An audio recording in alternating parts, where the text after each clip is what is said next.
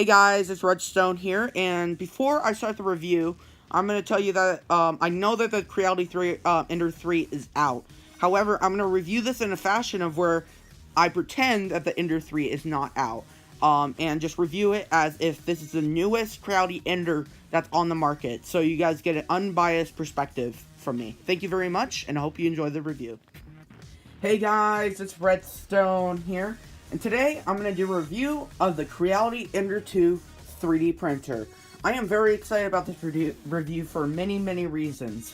It's a very cheap 3D printer, but it also prints very well. One of my favorite parts about this printer is its size. The size of the print bed has a 150 by 150 by 200 millimeters, which is actually pretty good for a machine of this size and caliper. It's a very good printer in terms of build size and overall form factor. My only issue, though, is that the power supply is on the outside. It's not in the unit. I solved that, though, for a brief time period by hot gluing it to the side here. But I ended up removing it because the power cable going to it was not long enough for that. So, I needed to improvise, so I just put the power supply on the side. So if you're buying this printer, just be aware that the power supply is not attached to the printer. It's connected via a grounding power cable and a power cable to the printer itself. The user interface is pretty good. My issue with the user interface is the knob is very unresponsive. Whenever I click it, it feels like it doesn't even register. Now, I think this is an isolated issue with my machine because people have not been really, well, how can I say this? Really having this issue. But I have had this issue quite a bit. So it's a little bit annoying, but I just have to deal with it, right? The hot end is actually the same hot end that's in the Creality CR10, its older brother. If you look at it, you can see that it does look very good. Inside, it is actually a Creality CR10 hot end. It's an old metal hot end. It's a pretty decent hot end. It's not as good as like an E3D hot end or stuff like that. It's not as good as them, but it's a pretty good hot end. So that's good. Now, in terms of the calibration on this thing, though, ouch. The calibration on this thing is atrocious. The reason why is because there's 3 bed leveling knobs.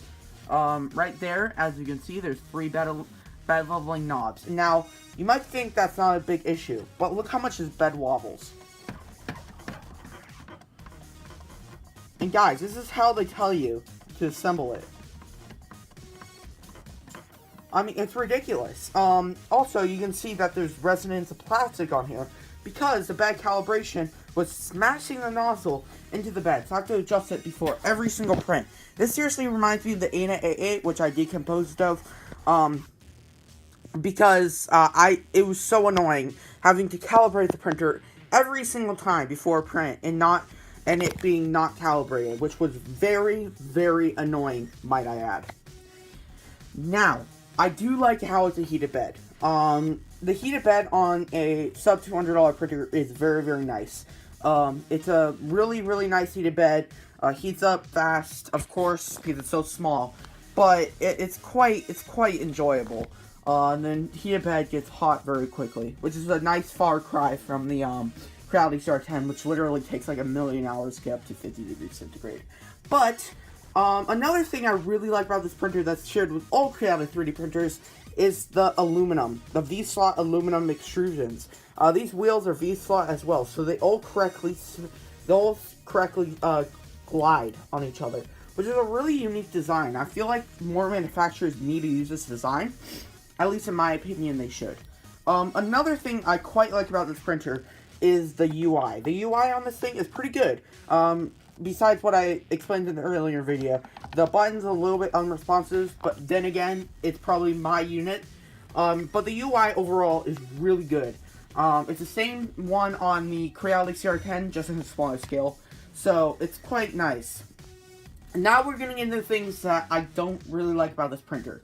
One of them is the assembly. Now, the assembly wasn't bad. I actually did a live stream of me assembling it.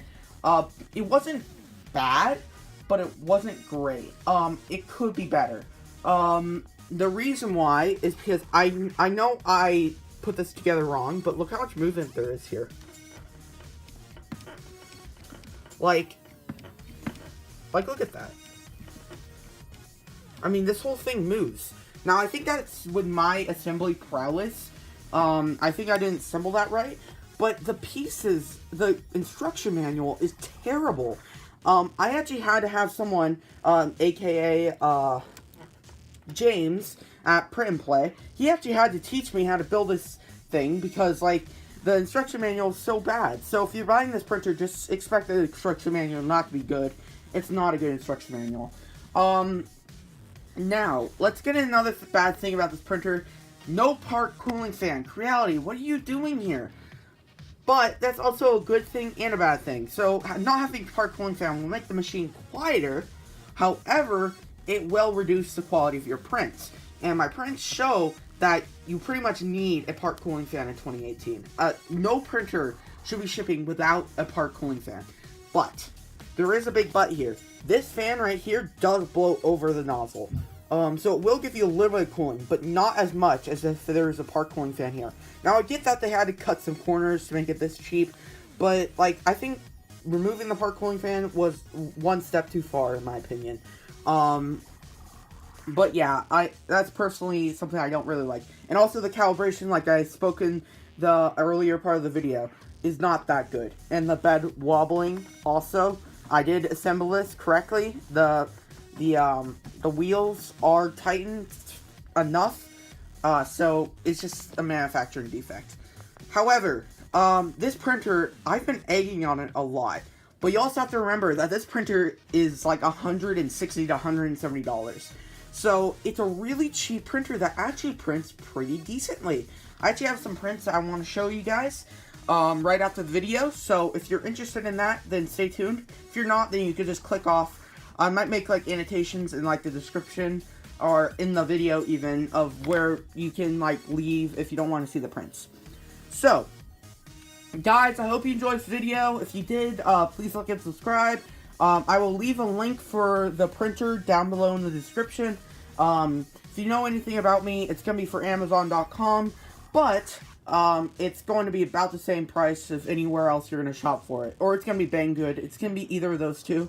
Thank you guys for watching, and I'll see you in the next one. Bye! Oh yeah, the prints are coming up too. So guys, as you can see, here's the print. It looks really good, actually. Now, the stringing was my fault. I set up a new profile, and I forgot to change the retraction settings. So, the stringing was my fault, not the printer. The bottom, again, if it had a part cooling fan, it would be a little bit better.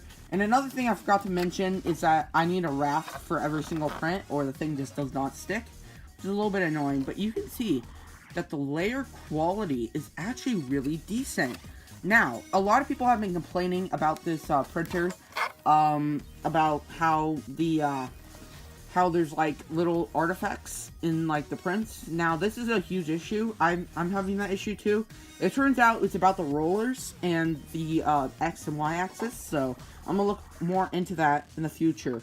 But yeah, another thing I forgot to mention in this video is that I know the Creality Ender 3 is out. However, the Creality Ender 2 is almost the same thing. The only difference is the build size, and that the Creality Ender 3 looks like a CR10. But I still recommend this printer. It's a very good printer for the price. If you're choosing between that and the Creality Ender 3, I think if it's $50 less, get the Ender 2. But if it's like only like $20 less, then get the Ender 3. The Ender 3 is overall going to be a better printer. But guys, I hope you enjoyed this video. If you did, please like and subscribe, and I'll see you in the next one. Bye!